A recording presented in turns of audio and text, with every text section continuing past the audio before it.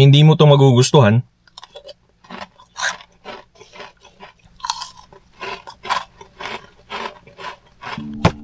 Maulan na hapon. Grabe yung bagyo, no? Lakas ng hangin. I hope you guys are dry and safe. Since wala tayong studio kung saan pwede tayong mag-shoot, dito muna tayo sa loob ng sasakyan. Natanggap natin to galing sa Konu. Okay. May plastic spoon tayo dito. Mini crunch ng Konu. Cereal jar. Nakakain na ako before ng Konu, kaso para sa akin yung products nila sobrang tamis. Yung chocolate, I think that was milk chocolate, tapos may matcha. Pero ngayon I'm gonna give it another chance. Kasi sabi nila, etong flavor na to is for those na hindi mahilig sa masyadong matamis. So this is their dark chocolate crunch na flavor. This is 360 grams. By the way, it says here, less sweet. May seal. Nice.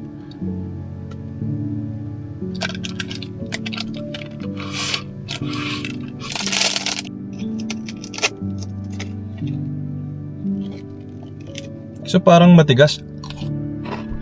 Kung tulad nyo ako na nakatira sa malamig na lugar, yung chocolate glaze niya tumigas, may solusyon na ako dyan.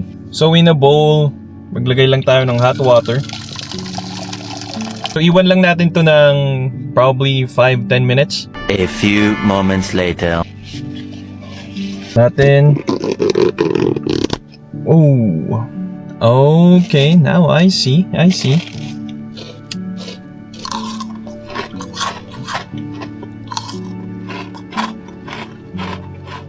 Yung pagka-dark chocolate niya, it's there naman. And I love what they did with this one.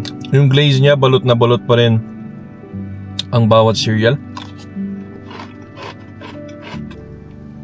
Sarap.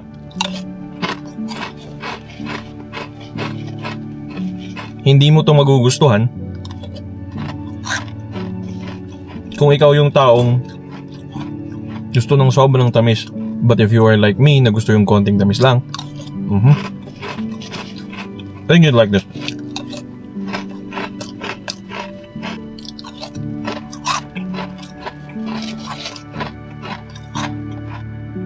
Now, if you ask me, is this healthy?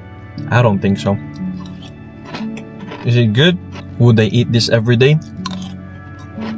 No. Mga pang guilty pleasures na pagkain to. Hindi ko to ubusin, tatapan ko na. I'll see you guys on the next one. Peace.